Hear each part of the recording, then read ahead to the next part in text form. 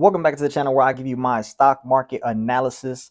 And man, what a week it has been. Super crazy run in the NASDAQ, S&P 500. Y'all see in this article, the S&P has added an additional 2.58%, achieving another 5-week win streak. So they ended up the week green again, and we've just been going crazy. The stock market has had a fantastic week.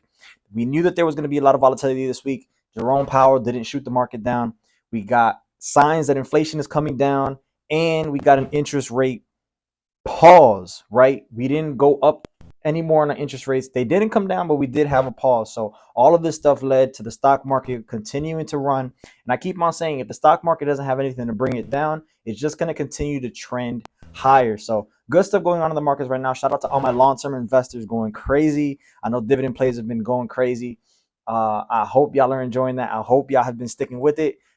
Throughout this whole channel, I've been trying to educate you guys how to look at these markets and how to continue investing and just riding the wave of the market, right? You don't want to be left behind on one of these, but you also don't want to go through and have FOMO. So I dropped a new tool for you guys.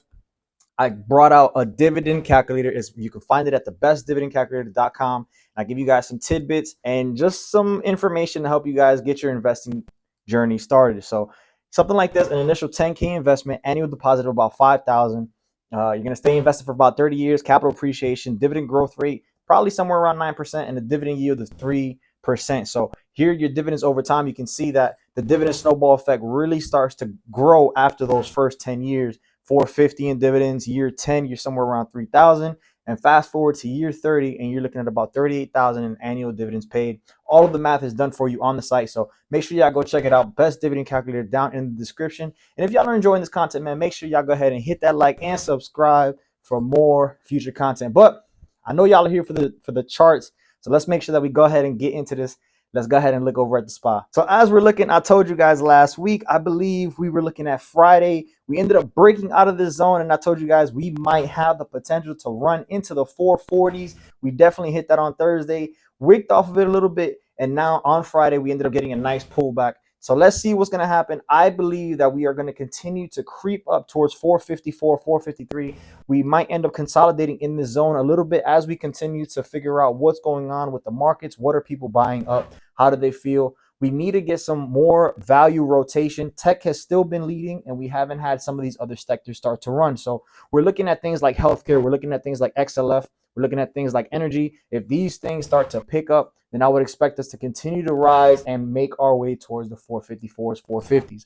Now, if this doesn't play out, we can chop around here for a little bit, possibly come back down, retest that zone, that 430 zone, which we haven't done yet. I mean, if you guys zoom out, this thing looks absolutely insane. So I would expect some kind of pullback. We've got to come back and possibly retest that 430 zone, show us that this bull market is legit. If we come back and retest 430, hold that, make another move up, then we make our moves to 450, or we could possibly come back, retest 430, and possibly, if there are not enough buyers in the market, then we end up coming back down into the 416s, and let's see if that holds up. So a couple of things to look out for. I wouldn't be shook to see red in the market, but we do need these levels to hold and confirm. So those are some of the things that I'm going to be looking forward to as we continue into this market. I'm going to be honest, I haven't really done much. Some of my plays were already put in a couple of weeks ago when I told you guys, hey, I'm looking for this breakout here. Once we saw this breakout, I want to say this was on,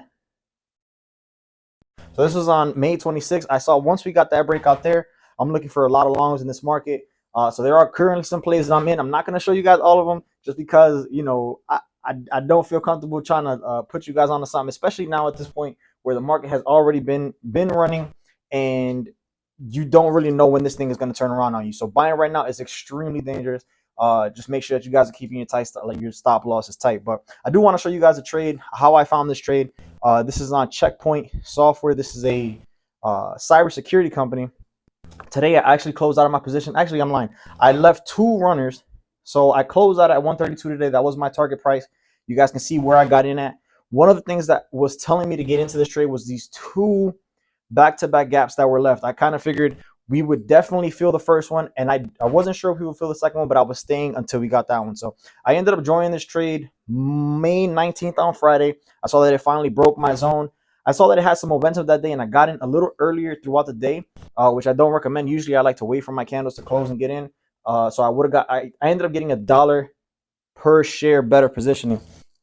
And I kind of just rolled this up. We ended up getting some choppiness in here while we were waiting for all of this stuff to kind of play out. And then June 9th, it finally broke out of there, and we just had a fantastic week. Closed the trade out, 10% gain on my trade, a 3.5 to 1 trade, beautiful trade. The way that I found this was looking left and finding my support and resistance. So you guys can see here 1, 2, 3, 4, 5 different times that we tested this zone at 116, and I knew that there was a lot of chop in there. I figured if we got a good enough confirmation break out of that zone there, that this would be a pretty valid trade to take. So ended up taking that on sometime in May 19th.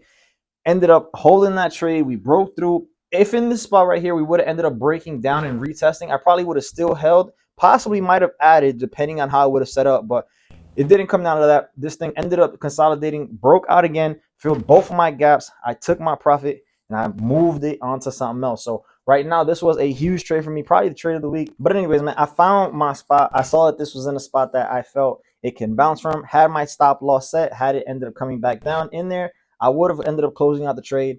And this is just one of those things where I want to show you guys, right? It doesn't have to be some crazy name, some crazy stock, some hype name. This was a company that I actually really liked. I saw was making a move.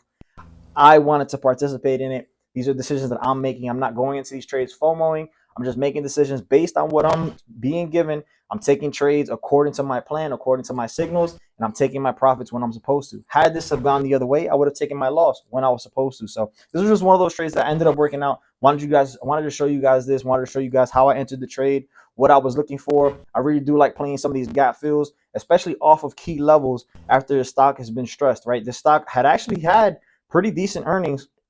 I think they missed on revenue, and that caused the stock to crash. And so I felt like this was a good company. We ended up getting that. Like I said, I left 2 runners. I think this thing has a lot of momentum, especially going into like the 145 zone maybe. So if we do end up getting that, I'm going to be extremely happy that I left those runners in there. If not, then I just left a little bit of money on the table. So anyways, man, I hope y'all enjoyed this video. As always, if y'all liked it, make sure y'all hit that like button and subscribe for more future content. And as always, man, it's your favorite investor. Don't do nothing I wouldn't do. And remember to always protect the capital. I'm going to catch you on the next one. Peace.